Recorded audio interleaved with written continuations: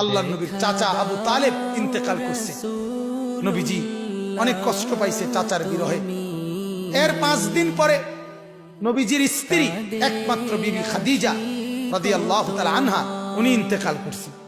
নবীজি এত কষ্ট পাইছে, অনেক মনটা ভাঙ্গা গেছে। এর কিছুদিন পরে আল্লাহর নবী তায়েফে গেছে ইসলাম প্রচার করার জন্য।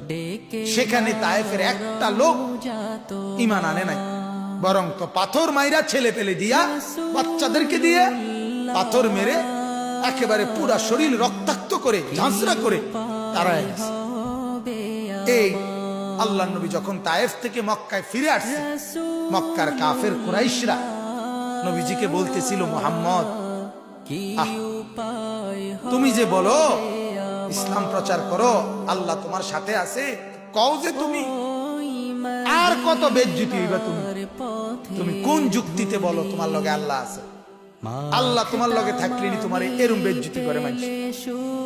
শেষ পর্যন্ত মারতে মারতে ছোট ছোট বাচ্চারা পর্যন্ত তোমারে পাথর মারে। তোমার ন্যূনতম তো কোনো সম্মান ইজ্জত কিচ্ছু তো না। তুমি কেন ছোট বাচ্চারা পর্যন্ত তোমার এইটা মারে, তবুও কেন তুমি মানুষের কাছে এডি কও? বন্ধ করতে পারো না? এই মন্দ সন্দ অপমান তুচ্ছ তাচ্ছিল্য করতেছিল এই তায়েফ থেকে আসার পরে মক্কার কুরাইশরা বলতেছে, মুহাম্মদ তোমার কোনো ইজ্জত নাই। তখন আল্লাহ তাআলা রব্বুল আলামিন আল্লাহর মহব্বতের দরিয়ার মধ্যে জোশ উঠে গেছে।